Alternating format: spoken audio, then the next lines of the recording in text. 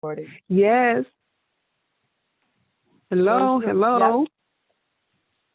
Hello, all you fans and followers of Soul Book Nook. Today we have a special treat for you.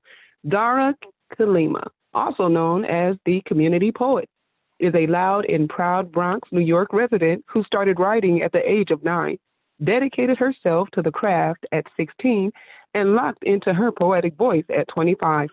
She has a BA in drama studies, MA in educational theater, and an MPA in nonprofit administration. Dara has performed on several stages across New York City, including Bowery Poetry Cafe, the New Yorkian Poets Cafe, and if I slaughtered that word, Dara Kalima will clear that up for you, and Mike Geffner's Inspired Word. In 2018, she made her international debut performing in Scotland. She founded and facilitates Black Authors Collaborative, a Facebook group dedicated to helping established and aspiring authors share resources, and discuss publishing best practices. Dara has authored 3 books: Black Man, Black Woman, Black Child, 2015, Casualty of Love in 2017, and two X Chromosomes with an Extra Shot of Melanin in 2019. To find out more about her, visit www.darakm.com. That's www.darakm.com. Now, here we go. Dara's going to take it from here. Dara, how are you today? I am well. Thank you, Amber, for having me. I'm so excited. I just dropped into the chat for those of you who are not from Iowa and don't know about the Soul Book Nook, which is the place you have to check out. It's a Black-owned, woman-owned bookstore in Iowa. Come on, look at that. So, Yeah, yeah, clap, clap. so I just dropped the link for their Facebook page and their website. And she takes orders. So, you don't have to be in Iowa to support Black businesses. So, hi That's right. everyone. I'm so excited to see all of you. If you were at the last event, this is not that event. It's gonna be different, but it'll still be enjoyable and entertaining. I'm just gonna start. The day's gonna go like this. I'm going to read. There's gonna be a question and answer between me and Tony, and then you also are encouraged to ask your questions as well. Everyone is muted just because people come in and then they start making noise and it's a whole thing. So just to make it easier, everyone's muted, but you can drop your questions in the chat and then we will make sure to answer them. Cool. Can I get some thumbs up just to, and you can just do it on the screen. There we go. Got it. Yay. Awesome. Thank you. So, 2X chromosomes with an extra shot of melanin. I'm going to start with the preface. The intersection. Right below the part in her glorious and righteous furrow, there is a fissure in her dome.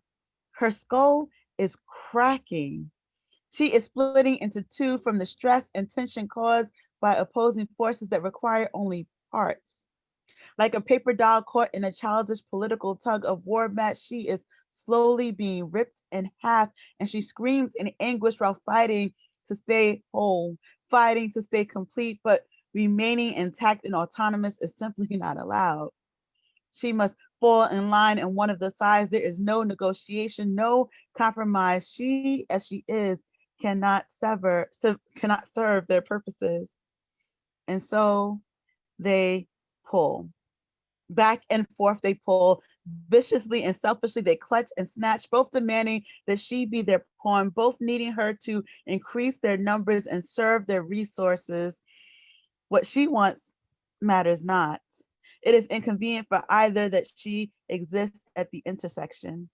She is either a Black person or a woman, must either stand with Black men or march with white women, despite the fact that she straddles both. She is both and wants to honor both concurrently. She cannot. There is no middle ground. Even if she is the middle ground, she cannot be allowed to stand her ground. So they tug at her like a pawn. They see her as tearing her apart until something gives. Not caring if that something is not just her crown, but not caring that what might be lost is her sanity. So that's the first poem. Thank you. I can see the snaps and interactions, so I'm happy to see that. Thank you guys. Um, this is on, if you have the book, just so you know, if you're reading along, it's on page 33. Um, why the Day Without Women protest matters to me and should matter to you. One, I am a woman, a Black woman at that. Two, twice in my career, white men were better compensated for the same job. Three, I was overlooked for a promotion given to an external man in a woman's org. Four, I have fibroids, an issue not 80% of Black women have. Fibroids can cause severe pain, hemorrhaging, infertility, etc. But if we complain, we are dismissed for being crazy or hormonal. Five, because I'm tired of being told to smile, told to show more cleavage, to talk softly, or that my degrees are prohibitive of me finding a mate. Six, because the officer said that my rape was buyer's remorse. Seven, because my rapist said it wasn't rape. His people don't rape. Eight, because I have nieces, goddaughters, and mentees who deserve better. Nine, because as much as I wasn't a fan of Hillary, the sexist paradigms held against her were unpalatable and disgusting. 10, because my Jewish friends should be able to wear long or short sleeves or skirts if they want. My Muslim sisters should be allowed to wear or not wear hijabs in observance of their religion, and neither should be forced into it or be ridiculed for the choice to do so as well. 11, because whether I have a body count of 100 sexual partners or none, I shouldn't be called a slut or a whore. 12, by freeing me from limited gender roles, you free up men to be who they are and not conform into unrealistic roles either. 13, because tampons, pads, cups, sponges are not free and cost us a big portion of our income to not bleed all over everything. 14, because GYNs and mammograms are not as easily accessible to those in poverty, and we are losing our clinics. 15, because I should choose what to do with my body, not anyone else. 16, my breast and butt should not make me a target for unsolicited touching.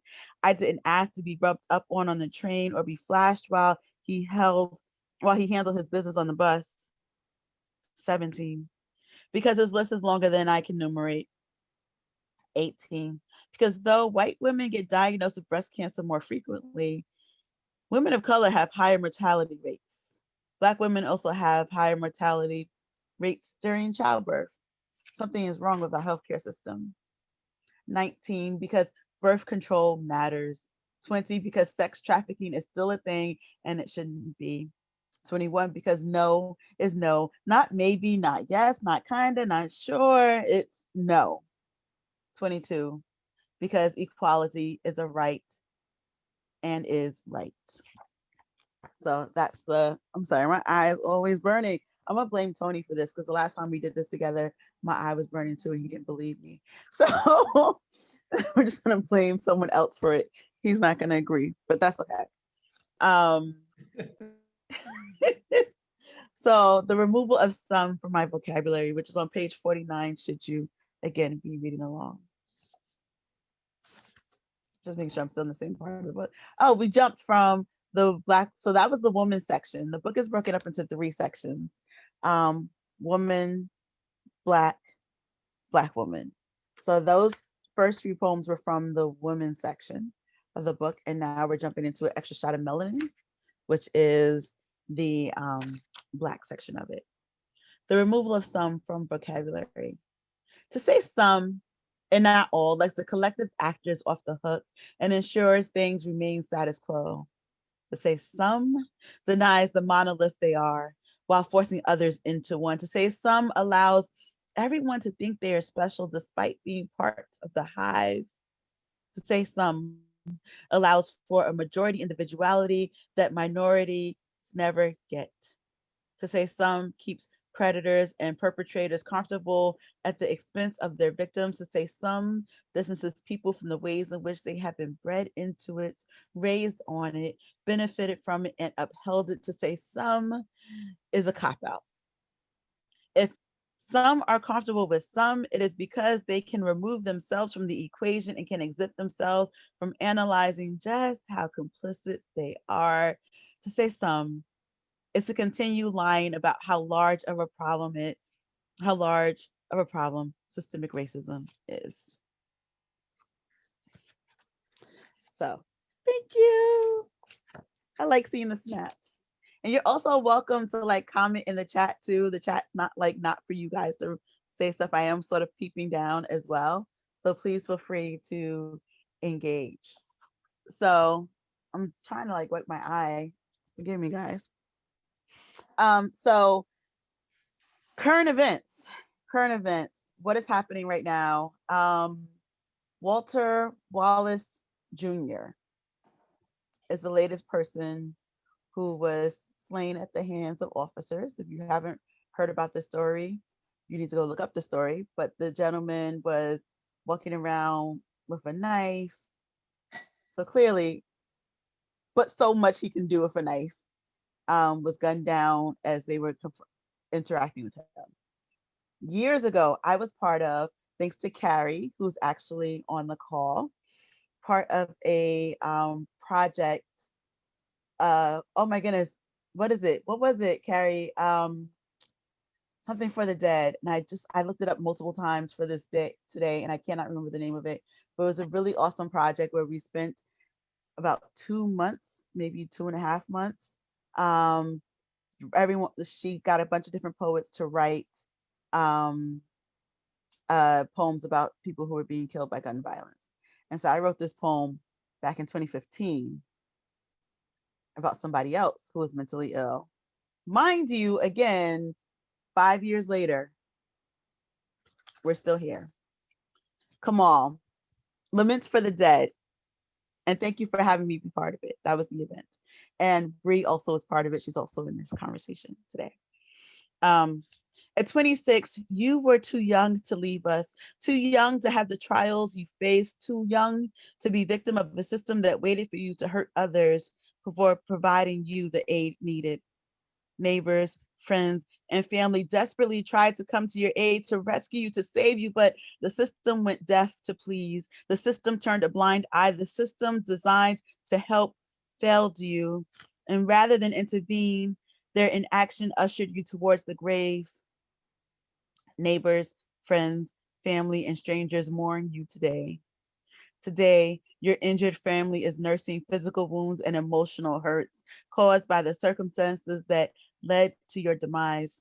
You were far too young to be so troubled, far too young to have been forgotten, far too young to have been failed by the system, but you will always be loved. You will always be remembered. You will always be treasured.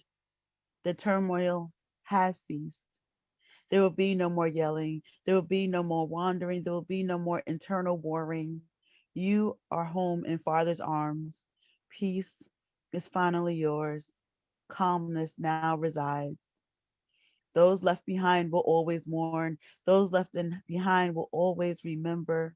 Those left will use your life to build upon your legacy. They will speak for those like you. They will support those like you. They will support others who are too young to be troubled, too young to be forgotten, too young to be victim of the system. Your name, your life, your story will provide healing for others. Now, dear one, rest. Now, sweet son, you can rest now, Kamal. And while you close your eyes, we thank you for opening ours to the plight of those that are too young. So that poem was just titled Kamal. I think his name was Kamal Danji. But yeah, because we kill and imprison our mentally ill and don't give them the help that was needed in time to intervene properly. So I thought it was appropriate for tonight because of what's going on in the news right now. And I was in Philly this time. this other story, I think was, I don't remember where it was actually. I think it was Texas, but I can't be certain. I'm not gonna lie to you about where that was. So page 70, a question was posed. Do racial matter find you or do you seek them out? The answer. By virtue of my exterior, racial matters are attracted to me like moths to flames, like pepper spray to marches, like batons to skulls, like 41 shots to a wallet, like chokeholds to a Lucy, like an execution to Skittles. It comes to me whether I'm working while Black, walking while Black, dining while Black, driving while Black, going home while Black, attending school while Black, or simply existing while Black. My Black attracts it even when I don't want it. It comes to me when I just want to exist like others. I can't exist like others. I can't avoid the rules of attraction. I only get to decide how or if I will engage it today. So that's that poem. And that question was literally posed to me. It was a question. And I was just like, are you kidding me? Are you me? Okay. Thank you. So did I switch topics again? I'm trying to see where I am in this book. Okay, so what it all means. That's the last section of the book. So I have about 3 more poems from what it looks like for you guys. I really don't read this one, but I thought it was important to read. So bear with me as I work through it for you guys. He hung wearily from the branches, sliced, bleeding, abandoned, holes savagely driven into his bony appendages, his heavenly crown stripped, replaced by thorns. But still, he still uttered words of love, worked until the work was done. This is how the Messiah was treated. So why should she in her tan skin with her woolly hair expect anyone to hear her plea or feel empathy when she wails with sorrow from the centuries of injustice suffered? How can she expect a nation to understand their freedom from racism can only be gained in emancipating her? Their liberation from this consuming rage starts in refusing to subjugate any longer. Ending slavery on paper and allowing her the right to vote was not enough to save souls. It was not a good enough deed to bridge the gap between sin and salvation. They must see her, hear her, assist her, and resist with her. Grace must be sought. But these are those who use his words to unleash bile and spew hate, never heeding the example displayed on that cross on that Friday. They misunderstand his purpose, denying him still. And though she isn't he, though she is not, she is no, she, though there is no comparison to be made, she finds herself existing similarly. She, like he, gives all there is, provides, nourishes, supports, guides, advocates for others, and is repaid with dismissal.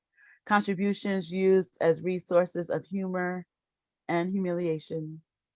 Her role is that of degradation. She left on display in this play aptly titled America, Their Story. She is not he. She will never be. She is just following his lead. She is just a small, vital part of his humanly faulty family, the one that bears the wrath of and for her weaker kin. Why then would they really consider her plight when they never truly or earnestly appreciated his? Thank you. What is this? Oh, we're gonna do this. Okay. This one takes energy out of me. Um, it's on 111 if you're reading along, and don't worry if you're not because you're listening. Um, thank you guys. I keep seeing the thumb. I keep seeing this one, and I keep thinking it's like an avocado, and I was like, why am I getting avocado emojis? Just random. So, page 111. But do you hear me? I hear you. I can never forget you. Your names and stories exist at the very essence of our membranes. Not one child with melanin crosses the adulthood threshold without being told the tale of Emmett Till, the teen murdered for allegedly whistling at a white woman, and before him there were 9 who lost their lives or livelihoods over the lives of 2 who screamed rape on a train. The case against Haywood, Clarence, Charlie, Andy, Roy, Olin, Ozzie, Willie, and Eugene set records and almost tore the North and the South apart. But even before this story unfolded, a whole town, a Black Haven, our Wall Street, was set ablaze because a white elevator operator falsely screamed foul play. Dick Rowland and many others lost their lives that hot night. So I hear my brothers who grew up in New York with the Central Park Five. The victim didn't point fingers, but still the futures of Corey, Raymond, Kevin, Yusef, and Antron were stolen away. So trust me when I say, I hear you. Accusations have never been the friend of brown skin, but did you hear me? See, well, I can appreciate the knee-jerk response to say, not me. I am not like him. We need due process before belief. I wonder, do you hear me? Because to me, it sounds like white people after another Black slaughter. A hashtag that inspires Black people ire. Hashtag not all white people. But when it comes to sexual assault, you loudly proclaim hashtag not all men and expect me to not feel hurt. Again, I say, I hear you. Accusations have never been the friend of brown skin, but did you hear me? Do you hear me? During this time when women are shouting and crying, me too, are you listening or backing away, saying not me, asking for proof opposed to listening? As a Black person, I appreciate the request for due process. Too many have had their lives snatched away by lies, but I lie in bed terrified that I will never heal from the men that forced me into the Me Too sorority. Me too. And I'm not just referencing the times that I had to correct guys for speaking only to my breast or messaging me about the things they like to do to me before they ever said hi. Me too. Because a bus driver grabbed my breast while picking up and dropping off passengers. Me too. Because I was so shocked at what he said that I told no one, but blamed myself for granting his request for a hug. Me too. Because I didn't say anything when my partner, without my consent, removed a condom. I knew something was wrong. Something was different. I cried from the violation I felt and couldn't name, but he blamed me for killing the mood. Yes, me too. Because my date that I thought I was safe with dropped his pants when I made it clear I wanted to go home. And rather than seeing it as sexual misconduct, I blamed myself for being there. Who could I tell? Who would listen? And me too, because a guy bigger than me stood between me and the door, and me too, because after many no's, I acquiesced, gave in under duress and fear, and blamed myself until I was finally brave enough to share my story with the police. But being the victim of date rape while trapped in a tiny room with a judgmental man telling me it sounded like it was my fault terrified me back into silence. But I can't be silent. I can't be silent anymore. 3 of the 4 were brothers. Only 1 of the 4 admitted fault. They all lived their lives freely, and I live imprisoned.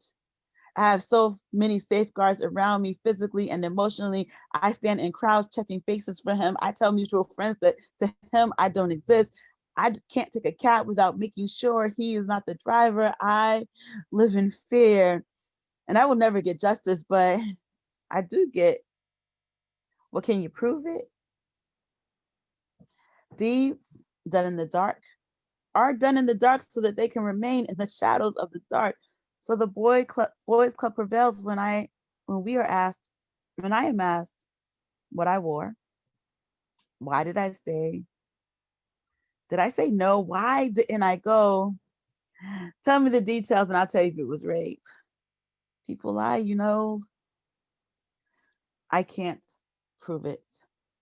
I can't justify my actions, but they still took and gave me a lifelong membership into Me Too. I'll never prove it, and the fraternity will never be on my side. They will never listen because history has dictated it. So they are so afraid of being slain. They can't hear me cry. Me too. Me too. Me too.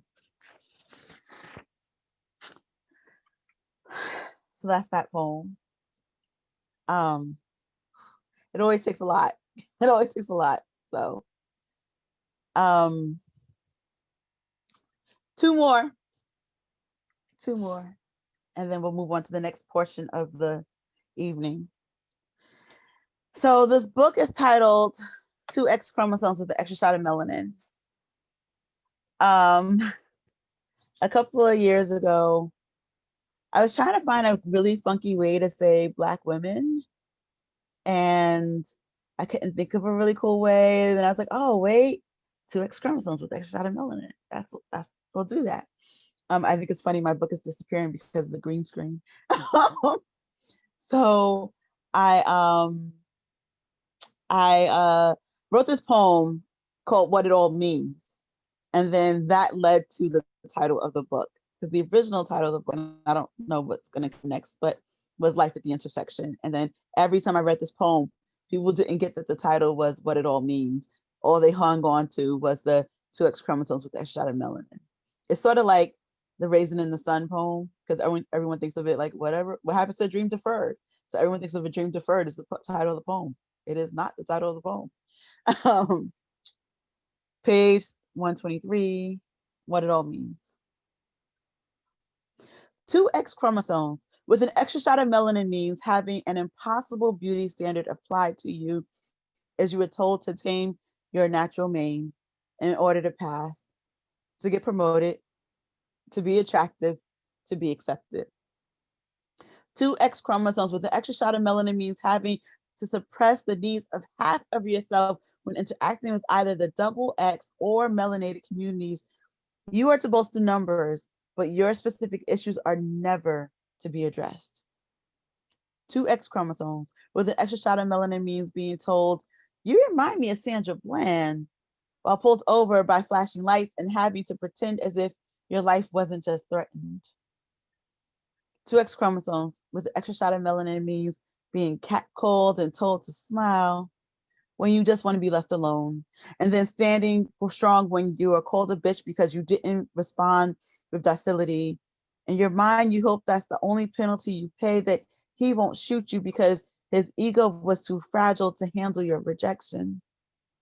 Two X chromosomes with an extra shot of melanin means being told that your educational and career pursuits make you absolutely unlovable. How dare you not focus on baking bread and babies? Oh, the gall you must have to have other ambitions and demand a healthy love. Two X chromosomes with an extra shot of melanin means developing growths the size of coins, baseballs, cantaloupes on your uterus, hemorrhaging every month, and then smiling through the pain that makes you pray for death while you are stuck working all day. The bills must be paid.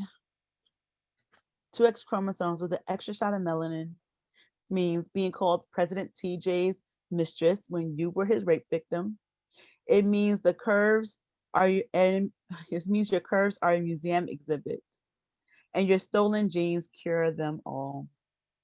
Two X chromosomes with the extra shot of melanin means realizing that the office politics dictate that there can only be one great woman of color. So your sister friends are at work are also your greatest competition. For you to propel yourself forward, you must hold your kin down. Two X chromosomes with an extra shot of melanin means ignoring and overcoming it all. Owning your shine, crowning yourself each day, and being the queen you know you are is seeing your two X chromosomes with an extra shot of melanin as a blessing and a badge of honor. Only few can survive the violence, the pressure, and the imposed blood sacrifice that you are exposed to on the daily and still emerge tough and radiating like the diamonds embedded in your ancestral land. It means this: and so much more. It means that you must and that you will thrive on. Whew. So thank you. I'm enjoying the snaps and the claps. I see you guys. Thank you. So the last poem is the last poem in the book because we started with the first poem in the book. Black and woman. They can try, but they will fail. See, rather than rage, rather than dull, deserving hurt, she flips the script with her wits, vowing never to see them, let them see her sweat or stressed. She masks pain with smiles, uses it as fuel for greatness. After all, their desire for parts of her is a testament to her majesty. Any attempt at taking the whole of her would make foolish Icaruses of them. They can try, they will fail. Her brilliance inspires and scorches. She is too radiant and alluring, too flawless and faultless, too determined and powerful, too resilient and unbreakable for others to ever succeed in diminishing and dismantling all that she is just for their mortal and greedy gain. Black and women can try, but they will fail. They have tried and they have failed. Black woman, a woman who is Black, will always prevail. So that's taking you on a journey through all 3 sections of my book, To X Chromosomes with Extra Shot of Melanin.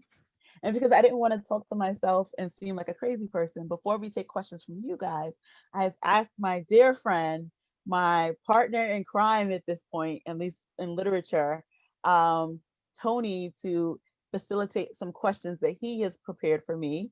He is the founder of Two Eye Publishing. He is also the founder of Poetics University, which is the school that I am the vice president of, where he is the president of.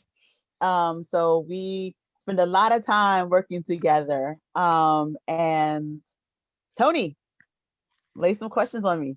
Hello, everyone. I hope all of you have been enjoying. I'm going to take this hat off. I'm supposed to be formal, but not formal. I'm just going to not wear a hat though. I hope you all are enjoying the read. I am. I've been in one other. I guess it was the one that I hosted, but one reading with Dara, and I must say it's amazing every time to hear such depth and such I would say empathy and vulnerability at the same time. So she's writing for a group of people, and then she's writing for herself at some times, and she just takes all of that on and disperses it in her words. And I must commend you for your gift and your ability to do that with such tact and great care. So I put together some questions for you. I have not told her any of these, so it's going to be new to her and everyone else. So she's going to have to answer real and authentically, as she already knows how to be anyway. So, but I asked her, I was like, do you want to see the questions first? She was like, no, surprised me. I was like, okay. That was the type of response I expected. So we're going to get it started. So you've heard her poems, but I want to take it a little bit further beyond the book and kind of tie it in. As she stated earlier, there are things that are going on right now that are in this book. Was written what year? It was released When was it published? Sorry, 2019, beginning of last year. She was like, okay, well, technically, I have poems that I wrote 5 years ago. she had a brain. You know how my brain works too well. Yeah, she is. She's like, technically, it's not. So what year did you say? What year did you say? It was January 2019, last year. Okay, so 2019, so a year ago, but some of them were probably years before that, or maybe a year. But there are things that are happening today that are still issues and still things that she touched on. And it's not just her. There are things that have historical presence 20 years, 30 years, 40 years, 50 years in the past. And so we're going to touch on some of these things and get her opinion and get the backstory, get the information behind the words. So start off, first question. It's a long title, and you've already answered this, but it seems intentional. What is the story behind the book's name? That was the first question that you already answered. But there's more to the story. Okay, go ahead. So so so I wrote the poem. I wrote the poem, What It All Means. I don't know why I was writing it. I can't remember. So like all three of my books are sort of a rip from the headlines kind of feel. So the first one was Black Lives Matter, the second one was Me Too, and this one was sort of the intersectional feminism, because I started doing a lot of work with some people, at least one person who's on this call, which is Kathy, which is amazing. And she made this connection happen. So thank you, Kathy. I started doing a lot of anti-racism work and with people and just going down that path. And so because I'm in this world where feminism is problematic, but it's like I'm not going to separate myself from it, whatever. So I went to like writing this poem, What It All Means. I was trying to encapsulate what it means to be a Black woman, which you can't just encapsulate in any one poem. But I also, as I was doing it, someone else from the same group that I met Kathy in pointed out to me that it is a problematic title. And because it's a flag sender to those in the trans community, that means that I'm not including them. And so I actually had to spend a lot of time. I spent at least 2 rounds of moments going like, is this the message I want to send? Is this what I want to do? Is why this title? And so the question was, do I go back to Life at the Intersection, which was a cool title, but it doesn't hold the same weight. And I had a conversation with a friend who is a trans woman, and she and I went back and forth, and I asked her about something else, and she was like, yeah, that's cool and all, but your title's a problem. And so we went back and forth on what that meant. And I don't think we've ever actually had another conversation since then. We're still friends on Facebook, so she didn't completely disown me. I hope she doesn't. But it was just it was because I talk so much about fibroids throughout this book. There's things that Black women or biological females may have experience with that trans women do not have. And so I could not just separate fully the gender from the sexual assignment. And so for me as a cishet woman, it meant I'm telling my story. I'm not telling someone else's story. But I am absolutely committed to the LGBTQIA community, and there's never been a question about that. So I even I wrote, if you get the book, if you look at their front, there's a letter from the author where I sort of go through that whole process of landing there. And I also had another conversation with a trans man friend who did sort of go, yeah, no, this is your story though, right? If it's your story, do your story. But I definitely wanted to be sensitive to that.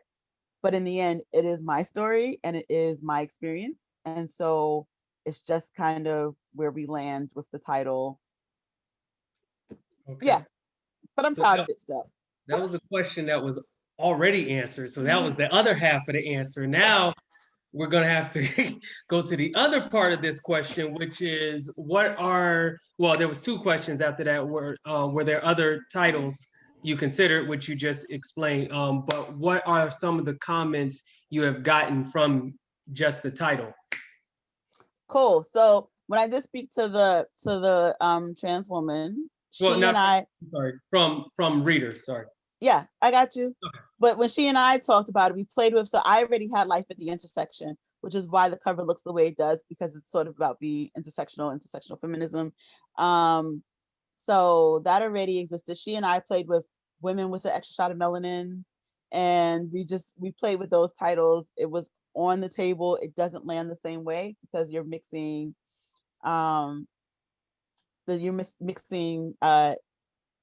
now I don't have parts of speech in my head. You were sort of like mixing metaphors or meanings because we were doing the literal and then we were doing a biological, so it just didn't work the same way. So those are the only other titles that were on the table was Life at the Intersection and Woman with an Extra Shot of Melanin, which just doesn't land at all the same way. And response, most people can't read the title because if you look at the cover on its own, nobody knows the title of this book. Like XX with Yeah. the Some people just skip to an extra shot of melanin. They skip the first part of it. So yeah, that's the thing. And that's okay. fine. But most people actually, when they hear the words, they're like, yes. Like people, when I wrote the book, when I read that poem and I was performing at places more so, people like, I want a t-shirt that says that. Mm-hmm. For the purposes of what I said as to why the name is problematic, I won't make a shirt out of that. But I appreciate that that was what caught for people. So the sisters Yeah, love it at least. it is a name that once you actually told me what it was, because I was like XX with an extra shot of melanin. I didn't get it at first, but that's because I didn't get past first chemistry class. You know, I didn't it didn't come to mind. It wasn't there. It was back in second grade. But but when I heard it, I was like, oh, that is dope. Because it really does. It's a very creative way of actually saying it. Now, what was the process of picking the poems that would be part of this collection? Were there some cuts? Were there some added? And what was the overall vision? Oh man, you asked me to remember stuff from like 2 years ago, sir. Yes. So the process, I mean, usually I just print everything that sort of fits the theme, but I did write a lot for this book because I have the two other books. Hey, Dad. Because the other books were because the other books existed already. I have so at this point, this is not what I've had by that point of writing the book. I have over 1,400 poems to my name. So I do have a bunch of poems to choose from. But the first two books were very heavy on my stock. And then I had this new theme. So I really had to spend a year writing to this theme. Once I knew that this is the poem, the idea that was coming, and this is the book I had to do, I pretty much spent a year doing at least 2 or 3 30 and 30s, which is 30 poems in 30 days, and trying to focus on this theme to build upwards towards this. So it was a lot of new writing by the time the book dropped. But then because I was writing for the book, it gave me a direction and trajectory for that. And then I print everything, and then I print everything that possibly fits. I ran into some poems that were in the other books. I got rid of those immediately because I didn't want to use an old poem. Mm-hmm. Excuse me, and threw out some stuff. And as we got closer, I find that I wasn't going to do an epilogue and preface in this book. I was absolutely hell bent against it. And then all of a sudden, I was like, "Oh, the book needs it." Fine. So I wrote, those. Those were the last things added to the book. But once you get through the first round of editing, that's when you go, oh, there's something missing. That we need to pull in something here. We need to add something from there. This is not working. So there's some poems that did get dropped as the process happened, and then there's definitely some poems that were written for the book after the book was done. Okay, so it was just cutting and adding both of them. Okay. So, as we see, your following and supporters are diverse, and in your book you mentioned that this book is your truth and your testimony as a marginalized person, being woman, 2X chromosome, and Black, extra shot of melanin. In your words, what does your book provide for those who are not marginalized? A lesson. Read it, and if you don't resonate with this, if you don't agree with it, I'm gonna need you to sit down and pause and think about what truth I'm saying that you're not even aware of. Because there's so many things. Like I just wrote a blog a couple of days ago, about like what racism can look like when the person, the victim of it, starts circling around. So one, thank you, Tony, for helping me through that in the way that you did. But two, it's just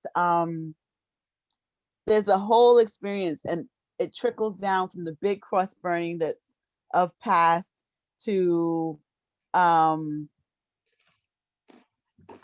my locks are a problem when I go to a job interview, you know? And so there's all these things, and I tried to touch on a lot of those things. I think I kind of mentioned here and there too. If you don't get it, this is not your experience, then you need to sit down and experience it and consider that it's someone else's experience. Mm-hmm. Great. I think that is one of the things, like I said, the empathy, not only are you talking about your own experience, but you are placing a race as well as a sex on your shoulders when you're writing and penning your work. And I know that women, no matter what race you are, they will relate to, the abuse that you referred to in the Me Too, and then on the other end, I know your race would actually identify with the issues that you have to go through, and so it's like you give this, and then your point of view, the way that you actually share it, it's not like angry, but it's like, no, pay attention. There's deeper things here. And then you also, and this is actually one of the questions we deal with this, but then you also go on their side and say empathetically, okay, I hear you. I see you're saying this and this and this, and why should I do this? But now let me just enter this into the conversation. So I love that technique that you do. And it's something that you actually do when we're talking to you. Be like, I hear you, Tony. I hear you, Tony. I just want you to know that I hear you. But let me enter this into the conversation. So I think it's a gift that you have. So what is your favorite poem in the book? And what is others people's favorite poem based off of feedback? So my favorite poem, that's really hard. So like that's a hard question. So there's like between two. So Much to Tell, which is I haven't written another So Much to Tell yet. And So Much to Tell is the poem that absolutely undoes me every time I read, which is why it was not part of this reading, because I'd be laid out and I wouldn't have the energy. Like my mom be throwing water on me as I'm trying to like pull my energy together to finish this conversation, right? That poem takes so much out of me because it's not me. Every time I read the poem, it's like I sit in the car, I turn the car on, the car starts going, I'm outside the car and I'm running after it. And that's how it feels every time I read that poem. Like I'm just like, oh, let me go catch up with the car. Okay, and then we somehow meet up at the same place in the end.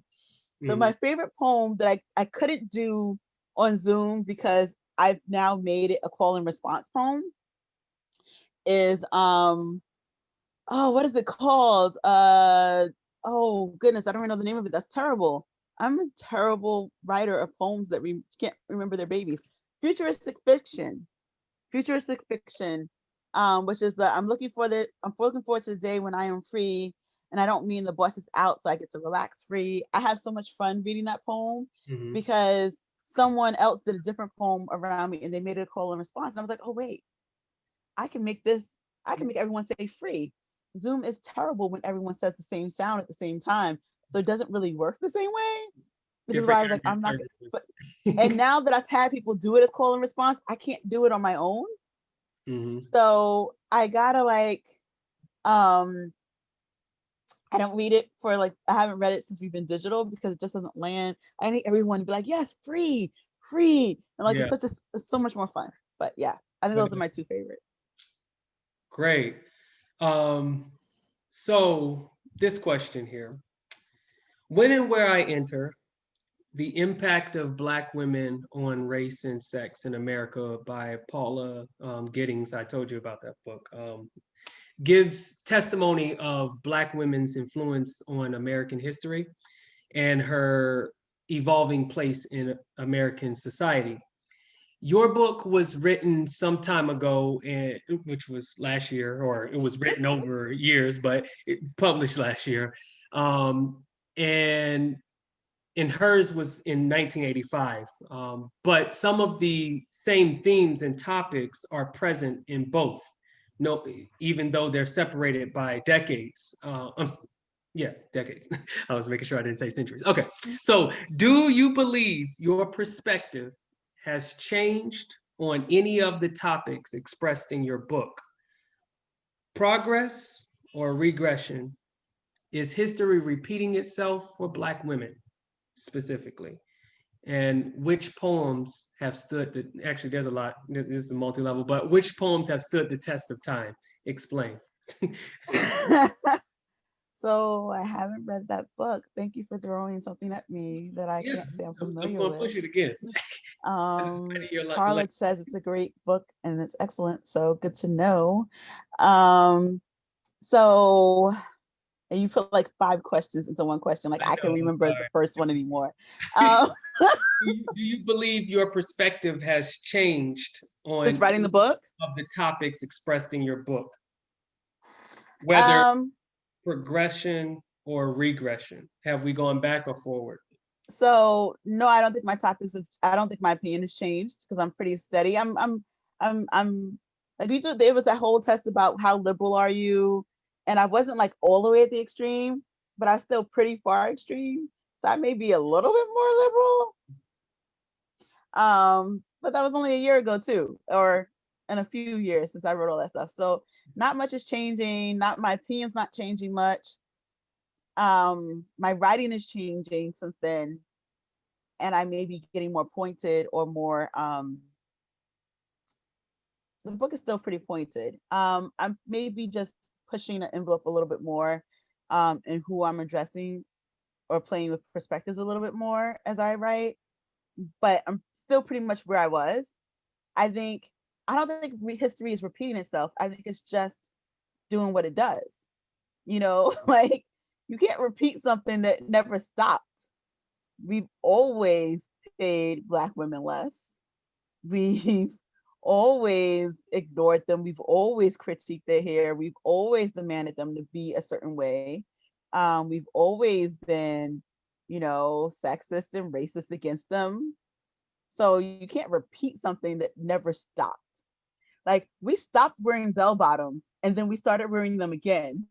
But we didn't stop being horrible to Black people or Black women. Like so I think it's just sometimes things get less obvious. I mean, right now it looks worse only because we're in the middle of this administration that hopefully will change after next week. But I saw those fingers crossed. Yes. Maybe in a couple of weeks, but hopefully it changes after this. Oh yeah, we won't know tonight. But like I think it also just made a lot of things. I think it made other people see what we've been saying for a long time. So I literally just wrote a poem yesterday that I beg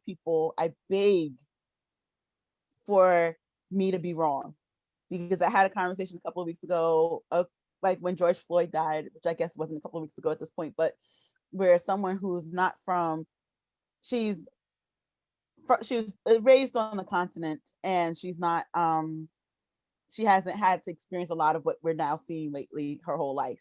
And so our responses to 2 Black people in our department still are very different because it's new to her and this ain't new to me anymore. And so my whole department was like, oh, it's gonna get better. This is changing. This is gonna change. And I was like, no, it ain't. This ain't my first rodeo. Like we not changing much. And so I made that point. And then after whomever died next or was killed next, she was like, oh my gosh, you were right. This isn't over.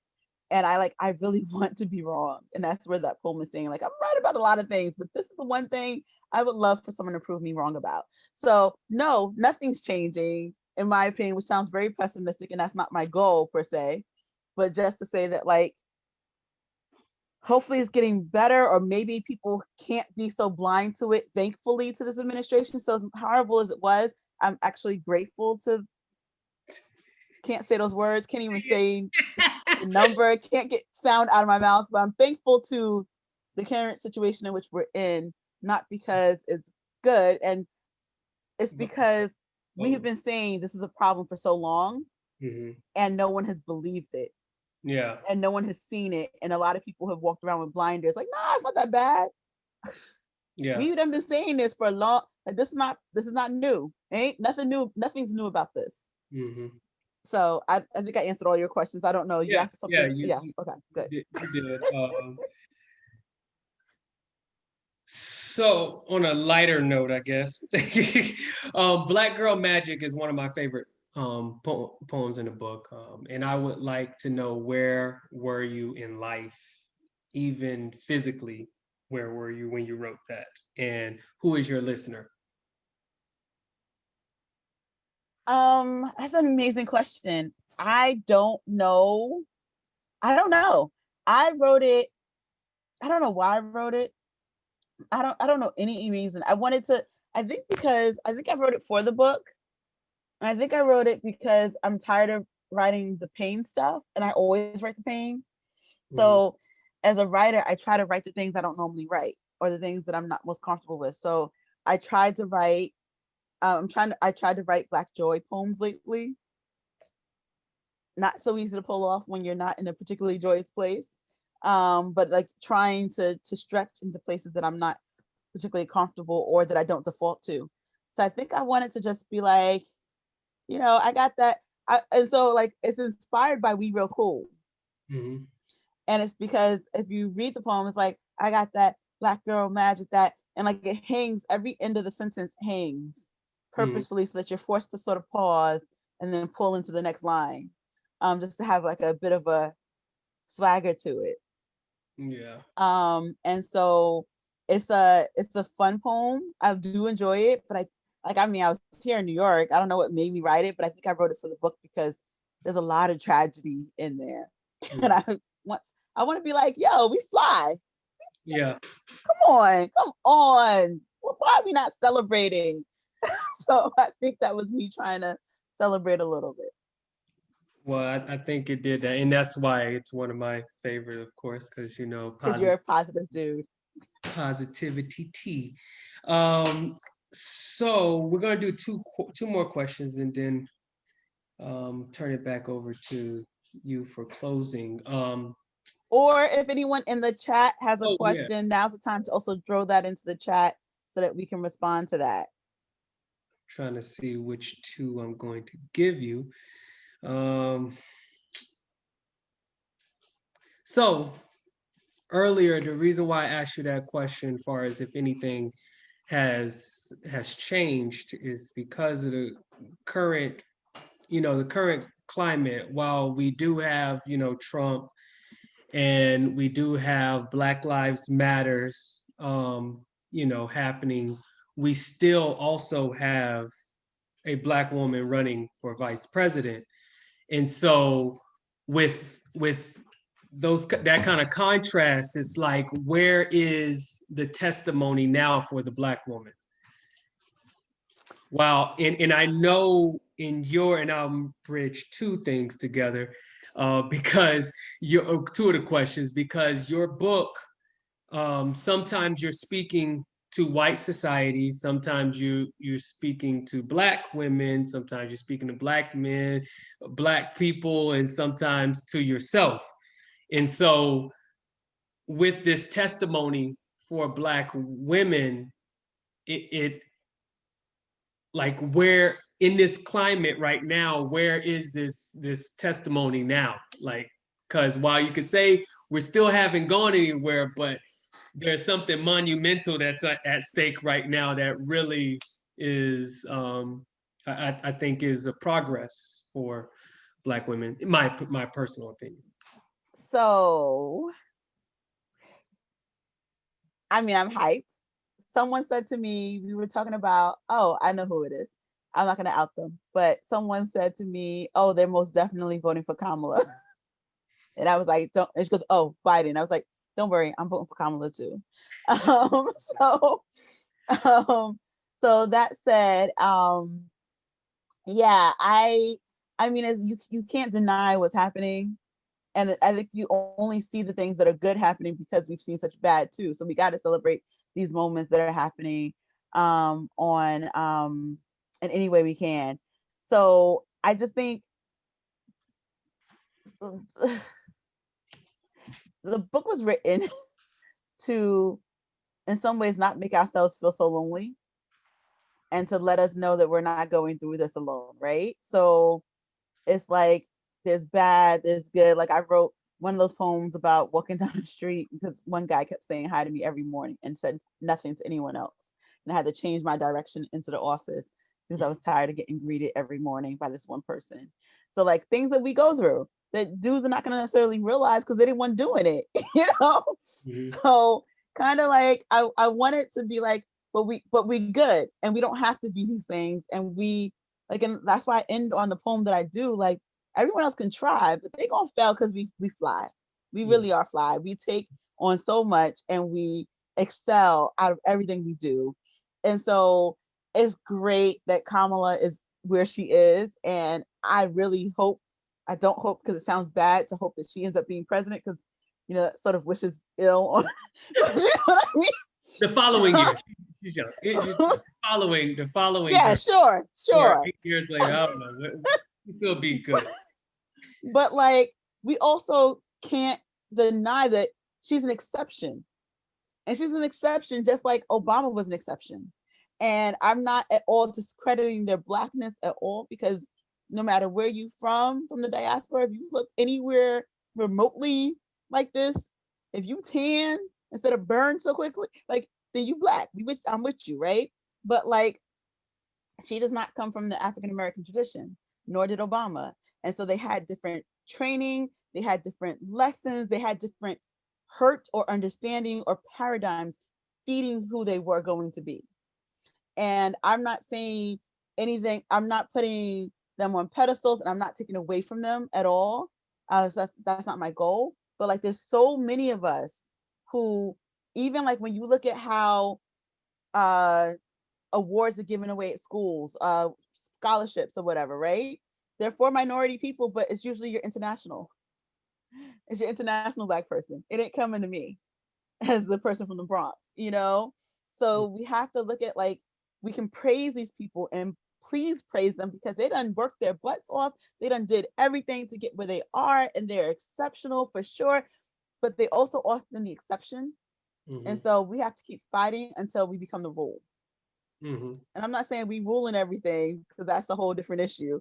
But like until like it is not amazing that she's this person, that she was the second or whatever woman who held her job. That don't make sense. Why are there only two?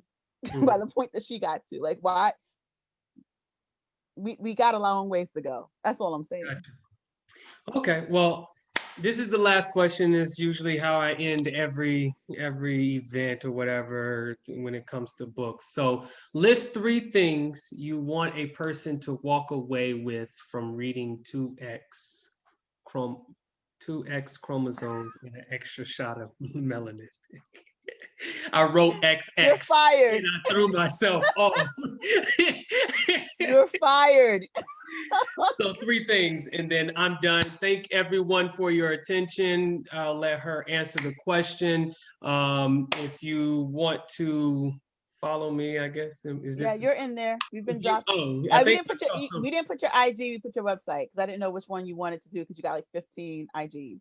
Okay, Tony Two Eyes is Tony with the 2 eyes, and then the number 2 EYES. I'll put it in the Yeah, chat. type that because that's easier. That's on Instagram. But I am proud of Dara. I'm a colleague. We're business partners, I guess you can say as well. So this event was amazing. Thank you for actually offering the opportunity for me to question you. I feel honored that you thought of me. And I thank all of you who attended and who will be asking questions and that was engaged and that is a part of Dara's life. I hope you have a wonderful night. Dara, answer those 3 questions and then you can go. I don't know. I had three. I always want people to be challenged and also feel comforted. Like those are the two main things. Be challenged. I hope. Like I think no matter where you are, if you're a Black woman, there's still something. Because honestly, the whole who tell me the details and I'll tell you if it was rape. That was from a Black woman who said that to me. So there's still places for all of us to do better by each other. Um, and so be challenged by the work and also be comforted. No, you're not alone. You're not crazy. Because it's real easy. I was talking to my therapist because I don't hide that I'm in therapy. And we were talking about how racism, we were sort of like, if racism could be a person, then that person would be a narcissist. And how like because they gaslight you so horribly, they move the goalposts. It's all about them and their experience. And it's just this like, and like when you being gaslit, you guys to be like, wait, is it? Like I literally started going back to therapy because I was dating a dude who I was pretty sure was gaslighting me, but I couldn't tell. So I wanted the therapist to tell me if I was losing my mind or not. You know, I got rid of him before we ever got to the topic of him. That don't know what gaslighting is, please. You don't know what gaslighting is? I'm just saying, Okay. I don't know So the Webster dictionary term. Go that's ahead. fine. So the history of gaslighting is a movie where the husband wanted to make the wife feel like she was crazy. So he turned the light down and pretended like everything was normal. And he would just like make these little changes to like make her think she was insane. And so people who gaslight, like it's Trump saying like, no, I didn't say that statement, but we heard you. But he says no so many times you almost think that maybe I made that up. Like they just move things just a little bit. They just dim the light just a little bit so that you think you're going blind, and they're dimming the light on you. So you know, so you think you're going nuts. And so I just think like it's so, but when you're doing that, you start losing the key is for you to lose your sanity, for you to lose your belief and confidence in what you're saying, what you believe, your experience. And so I find it so very tiring because I'm going, but don't you see what's happening? And then people are like, I don't see that. And if everyone else is denying it, I'm like, but no, but this chick just said something real out of pocket. I was about to say an actual quote said to me. That would probably be a problem, so I won't say it. I had to pause for a second and hold my tongue. But just the idea of like, you're the only person who's catching it. And so everyone else is ignoring it and you start feeling alone. So part of the point of the book is that you don't feel alone. So that you're not sitting there going, like, I'm not okay, it wasn't just me. The world is really effed up. So solace, comfort, and additionally challenged. There was one question that popped up. If anyone else has a question, now's the time to type it into the chat because then we're gonna say our farewell shortly thereafter. But thank you, Tony. Tony is an amazing person, as you see. He is, like I said, the founder of 2i Publishing. He is, so if you want to get your book published, he makes experiences, not just books. And he's picking it up with Steve. And then there's a special guest on tonight that has her book dropping soon, College Hurry. So make sure you check out her book soon because I already pre-ordered it. So it's gonna be dope because she's an amazing poet. But he published the book. So again, support Black authors, support the store for sure. But okay, so sorry. I was like reading a comment. So yeah, so and he started Poetics U, and I was like, dude, there's some things to fix. And then all of a sudden he wrote me in to help him assist, and this is our baby, and our baby's growing. We've already had 17 classes in the time of COVID. Talk about crazy. We started 18 and 19 in chats this week. So I say all of that. So thank you, Tony, again for just everything, because there's too many things to say. Thank you, Tony. So how do I create imagery? So unfortunately, most of my stuff is real. Most of my poems are literally outing myself in some way or the other. I don't really hide a lot of details. Some are imaginary. You get a lot of imaginary in you get a lot of the imaginary in Casualty of Love, actually, not so much here. But I've been, at least more so now, I just try to focus on what other things are happening around so that it makes it more tangible for you. I just wrote an amazing poem that's not in the book. Sorry, guys. It'll probably be in the next ones that will happen in a couple of years, or in a year. We won't talk about that one yet. But I wrote a poem where I talked about uh, eating breakfast. And so I just described this beautiful breakfast scene. You're eating your coffee. You're drinking your coffee. You have like this perfect, whatever your perfect breakfast is. It's there in front of you. You have this beautiful view of the city. Your whole window is ceiling to floor. It is amazing, right? Like you just have everything you need. And then, and so you take your bite of your favorite meal, and you have it, you start to bite it, you chew it, it goes down your throat, and it's something that will never happen to George Floyd again. It's something that won't happen to Eric Garner again, because they were choked to death. And so I'm playing a lot more with bringing you into where I'm at in a poem, or where they're at, with a little bit more of that concrete. So I'm trying to build those scenes more than I did before, but a lot of my stuff is written while I'm in heightened emotion. So the motion translates onto the writing without necessarily me needing to like put images into it. A lot of it is pacing and timing. A friend asked during the last event that Tony and I did, do I cry when I write? The answer was no. No, like she asked specifically about How Many More, which is a poem in this book. She asked, was I crying when I wrote that poem because of how the poem reads if you read it? And I said, no, I write. And she kept asking me, do I cry? And I was like, no, I write.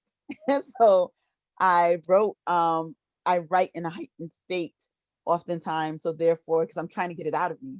And so that's how you end up picking up emotions and feelings and reading the work as well. So thank you for that question, Carla. I appreciate you. So I don't see any other questions, which is awesome because we are running close to time. If there's anyone want to throw one in right now, you got it. But otherwise, I also, yes, Kathy, my words are my tears. I actually have a shirt that have I don't cry, I write, and I have a My Words Are My Tears shirt out there too, and mask. But the masks are actually really terrible, so don't buy those. I may pull them. They just like suck in every time you inhale. Don't do it. So oh, I love that question. When am I coming to Texas? When you got your COVID situation under wraps. And probably when the first thing I'm told when I get there is not that it's a conservative place. Because when I got to Texas and I got to Houston, it didn't happen when I saw you. It happened during that trip. But when I went up to Houston to visit a friend, another friend there, the person turned around, the tour guide was like, Texas is a conservative state. Like, thank you for the greeting. And it's only me and him, this white guy who's a tour guide, and me. And I'm just like, wonderful. Is that your way of like threatening or something? I don't know what to do or say with that information. So I may come without that part because that's going to take a long time for Texas to get there. But you did see MSNBC said that they are like, they could be purple. So let's go Texas.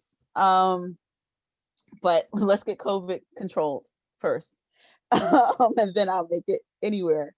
Denver's on my list too. So I got to go a whole bunch of places to see in this country. And I definitely need a hug. Just to avoid Houston like you do. I get it. So, and how about Brooklyn? I'm not messing with Brooklyn. Brooklyn is Brooklyn. I'm from the Bronx, guys. If you don't know what that means, it means I'm not going to Brooklyn. So I do want to say that I have not written that article because I did see Carrie's response as well. I've been playing with that as a poem, that idea of racism as a person or as a narcissist. And it wasn't until this week I had my therapy session and he and I sort of clicked and unlocked the idea of it if it was a person. So that probably is a new poem coming out. Keep an eye on Facebook. I will make sure to post that one, where I actually have been doing a lot of writing for the school. A lot of the writing has gone on my Instagram page, which is why you don't see me on Facebook nearly as much. But that said, I will do a live with that. And I've been writing a lot for other projects, and I've just been keeping it sort of silent. But that said, thank you, everyone, so much for coming through and for listening and for being here. I mean, it's my Zoom, so we can stay on longer, but I'm going to officially end this event. And then if you guys want to chat, if anyone wants to chat a little bit more, we can. But I want to say thank you, Tony, for, and he's clapping, for helping out. Thank you, Catherine, who's been in the back helping with the tech as well, just to make sure we were covered. And thank you more than anything to Amber. But before I finish Amber, thank you, Kathy, for connecting me to Amber. And thank you, Amber, the Soul Book Nook, for letting us have this event and for welcoming me into your store, even if I can't physically be there. I'm going to unmute you just in case. But thank you for letting me be part of your store, your family, just by welcoming me and my book into your shelves. Yes. Oh, you are welcome. You're welcome. And did you want me to close it out? You said you let your audience know that they can still stay connected with you on Zoom. To those listeners and viewers that have joined us on the show, thank you very much. We are grateful for you. We appreciate you. We have just heard a dynamic, relevant for the times we're living in, open presentation from the community poet out of Bronx, New York, and that is Dara Kalima, and the co-host, Tony, and also her friend, Catherine, which is another co-host. I don't want to forget that. And if you would like to find out more about her, visit her at, once again, www.darakm.com. And also, the Soul Book Nook does have her book on a shelf.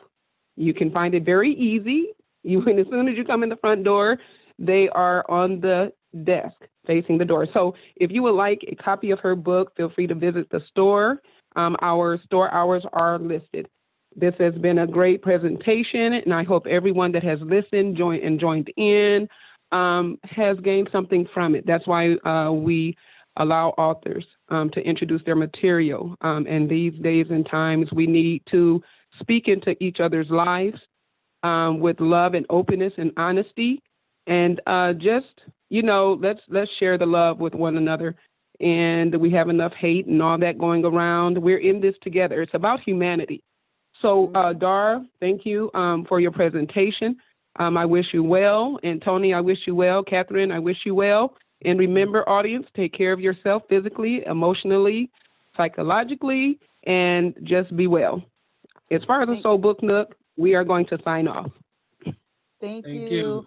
Thank Their you link again. is in the chat again as well. So please follow them. You can actually also call. I know a lot of you are not necessarily in Iowa. You can call and make an order to order the book, because not everyone's interested in necessarily using other means to buy it. So please support them. They have a lot of dynamic books. They're doing great things. We got to keep our bookstores alive. So please. Yes. Thank you. Take care, everyone. Dara, carry on. Thank you. Bye, Tony.